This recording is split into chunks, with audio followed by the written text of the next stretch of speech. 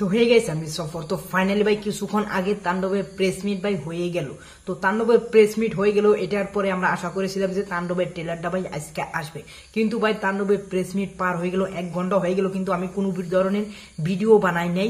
তো তারপরে আমি ভাবলাম যে এখন একটা ভিডিও বানাই তাণ্ডবের প্রেস মিট নিয়ে। তো তাণ্ডবের প্রেস মিট নিয়ে অলরেডি একটা ভিডিও আছে আমার চ্যানেলে, তো সেটা তোমরা অবশ্যই দেখবে। তো এরপরে এই ভিডিওটা আমি বানাচ্ছি কারণ তাণ্ডবের ট্রেলার নিয়ে। তো তাণ্ডবের প্রেস মিট হওয়ার পরে এবার আজকে ট্রেলার আসার কথা ছিল, কিন্তু ট্রেলারটা কেন আসলো না?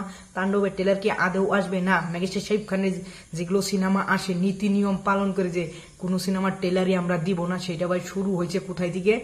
তুফানে আমরা দেখতে পাচ্ছিলাম, তো প্রিয়তমায় আমরা দেখি নাই, রাজকুমারও দেখি নাই, তুফানে দরদে দেখতে পাচ্ছিলাম, কিন্তু আমরা বরবাদে আবারও দেখি নাই। তো সেই নিয়ম কি রাহেন রাফিও পালন করবে যে তাণ্ডবের বেলায় আমরা কোনো ট্রেলার দিব না? তো সেটা তো আমরা জানি না, কিন্তু তাণ্ডবের ট্রেলার আজকে আসার কথা ছিল ভাই, কেন তাণ্ডবের ট্রেলার আসলো না? তো সেটা আমার মতামতে তোমাদেরকে জানাবো এখন।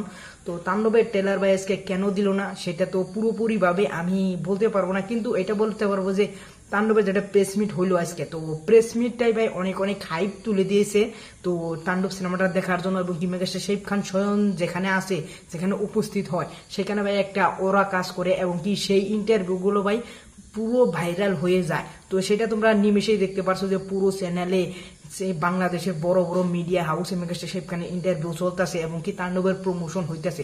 তো সেই উপলক্ষে রাহেন রাফি ভাবছে যে আজকে প্রেস মিট নিয়েই ভাই আলোচনা হই, আমরা ট্রেলারটা আজকে দিব না, ট্রেলার যদি দেই তাহলে প্রেস মিট নিয়ে অতটা আলোচনা হবে না। এটা আমার গেস, কিন্তু এটা আমি বলছি না যে এটা সত্যি, এই জন্যই রাহেন রাফি ট্রেলারটা দেয় নাই। তো এটা আমি কনফার্ম বলতে পারছি না, এটা আমি নিজে গেস করে বলছি তোমাদেরকে।